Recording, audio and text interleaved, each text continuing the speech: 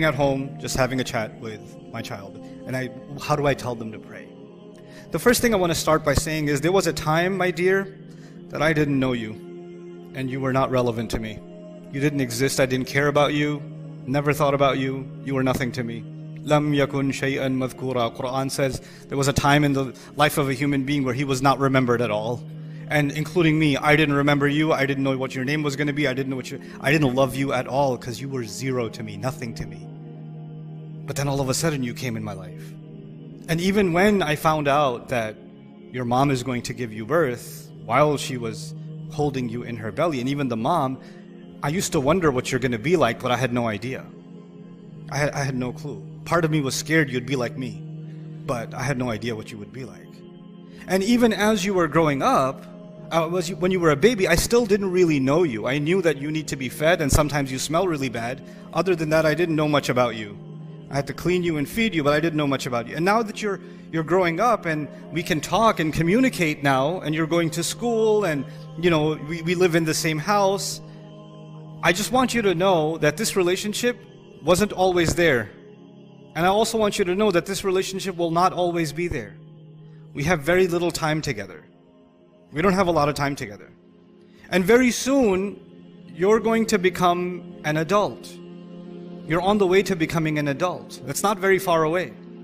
In fact, when you were a baby till now feels like a month. Like blink my eyes and you became this thing. And before you know it, you're going to be an adult, you're going to go to university, you're going to get a job, you're going to get married. All these things are going to happen, inshallah, if Allah wills. And when that happens, it's not going to be like this. You're not going to come home to me. You're not going to spend time with me. You're going to have your job, your family, your wife, your husband, whatever. You're going to have your own life.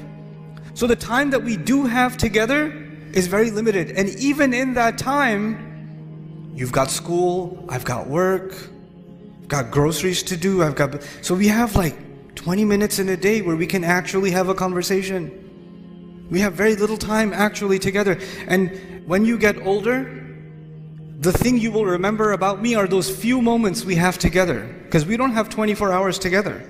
We just don't. So now, the first thing I want you to know is that I barely know you. I barely know. I know we live together, but I barely know you. You know why? Because no human being can truly know another human being. You don't tell me everything you're thinking, and I don't tell you everything that I'm thinking. But there's someone who knew you even when you were nothing to me.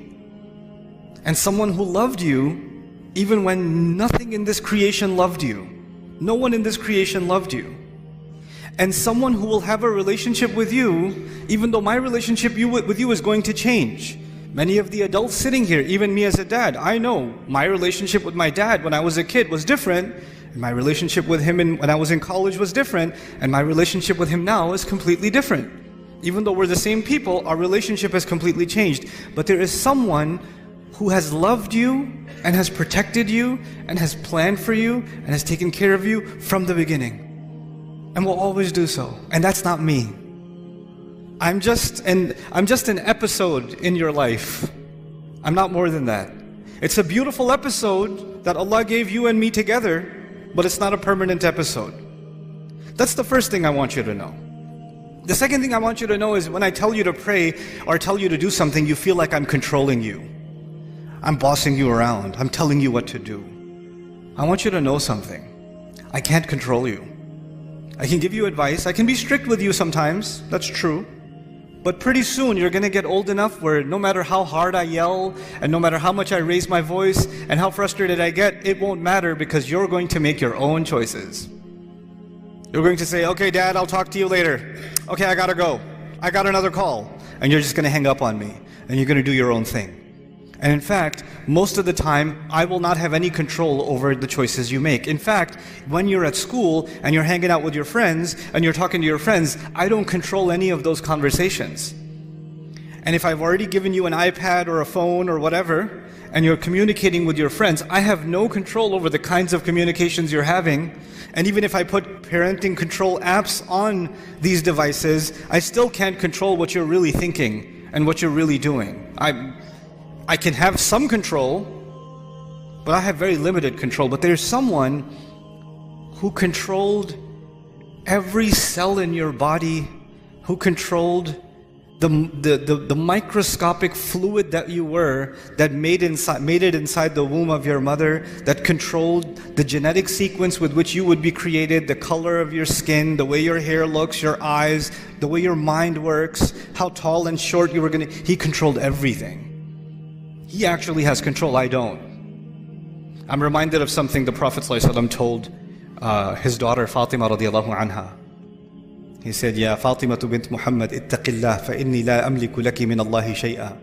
Fatima, daughter of Muhammad, be mindful of Allah. I will have no authority with Allah in your case.